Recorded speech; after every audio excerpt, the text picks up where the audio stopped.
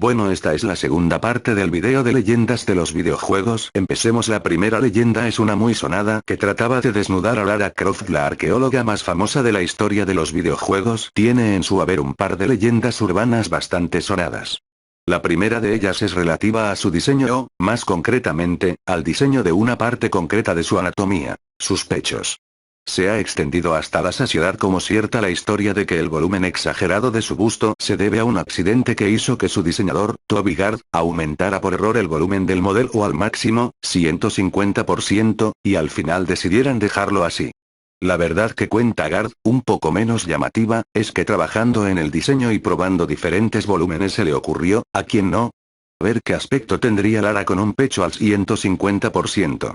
El resultado le gustó a él y al resto del equipo y así se quedó. Vamos, que el accidente se queda en mero trabajo cotidiano de un diseñador que hace pruebas con su modelo. La segunda leyenda urbana de la arqueóloga surgió en el primero de sus videojuegos, cuando se extendió como la pólvora la idea de que existía un truco para dejar a la arqueóloga como Dios la trajo al mundo. Es decir, con ese 150% de pecho al descubierto. Desde una interminable combinación de botones hasta pulsar el botón disparo mientras te sumergías en la piscina de la mansión Croft, los hubo de todos los colores.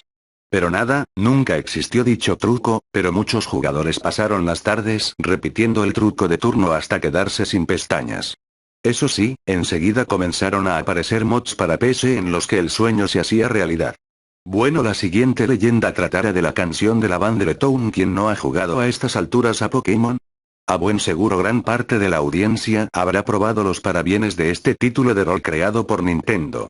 Como no podía ser de otra forma, tampoco se libra de su particular leyenda urbana.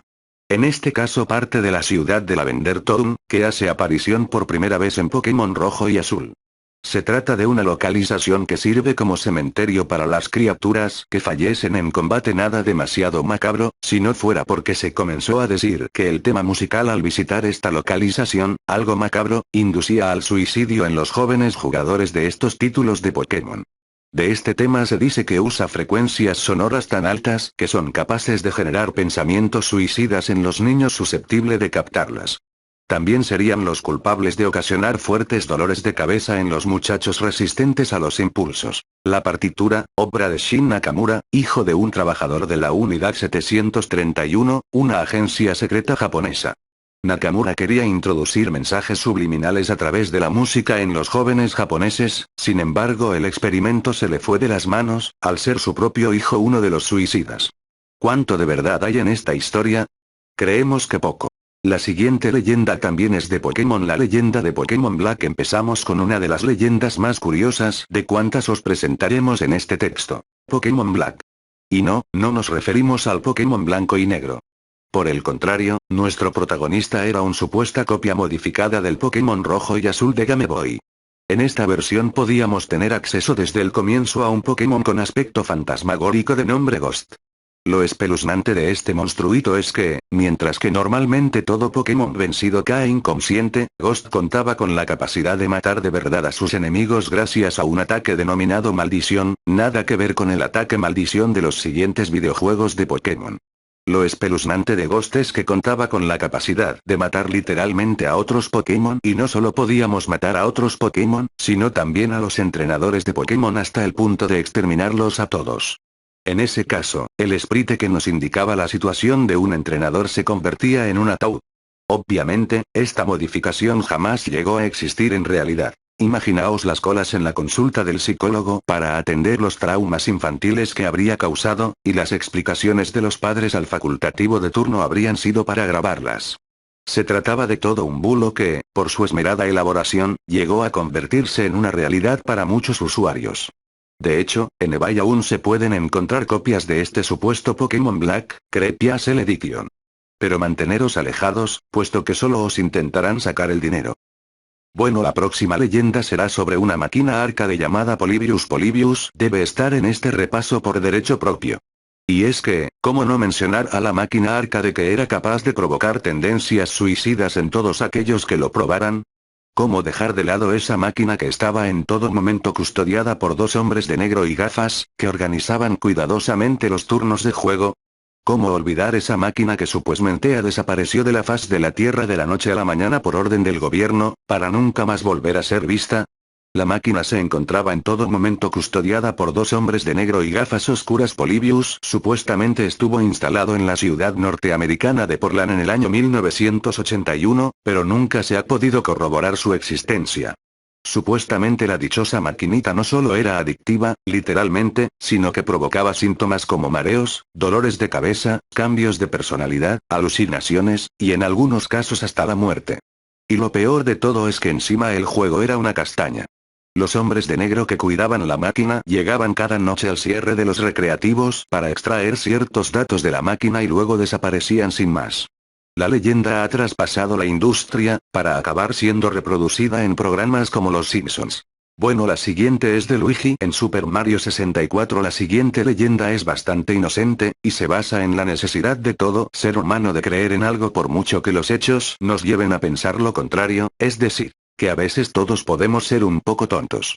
En este caso, a un sector de los aficionados a la saga Mario les dio por creer que Luigi se encontraba escondido en algún rincón del universo del sobresaliente Super Mario 64. Y todo porque en la inscripción de una placa de una estatua del juego, se podía leer la siguiente frase: L is real 2401. Y si ponemos el verbo leer entre comillas es porque en realidad la inscripción de la placa en cuestión, tal y como podéis comprobar en la imagen, no dice absolutamente nada. No hay manera de sacar nada inteligible de la inscripción de la placa en cuestión. La teoría va más allá, y afirmaba que 2401 era el número de estrellas total del juego, y que si las recolectabas todas, conseguías a Luigi.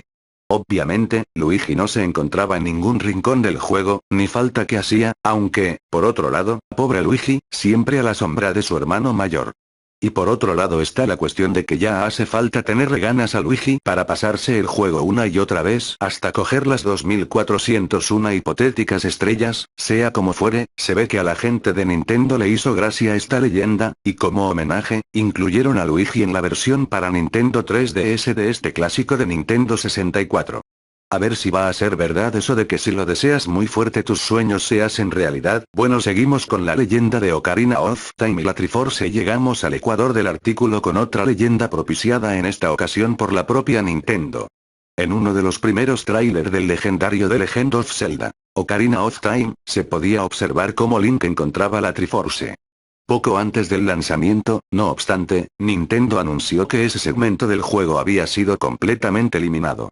Pero testarudos como somos, la gran mayoría de los aficionados se mantuvo convencida de que realmente la Triforce se encontraba escondida en algún lugar del universo del juego. Ninguno de estos métodos funcionaba puesto que la Triforce realmente no estaba incluida en el juego. De hecho, páginas web en las que se ofrecía guías para conseguir la reliquia comenzaron a brotar como setas en el campo.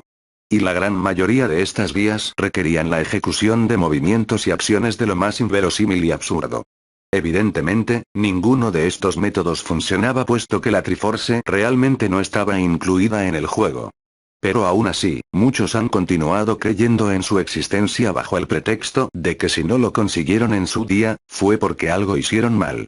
No os esforcéis, locos y locas de Zelda dispuestos a patearos Hyrule para buscar una escena borrada que no existe y que tampoco conduciría a nada. La Triforce no está en Ocarina of Time y nunca estará. Y no pasa nada, de verdad. Abrid las ventanas y salid a que os dé un poco el aire. Bueno, hasta aquí el video de hoy, espero que les haya gustado. Seguiré subiendo leyendas, suscríbanse y manita arriba.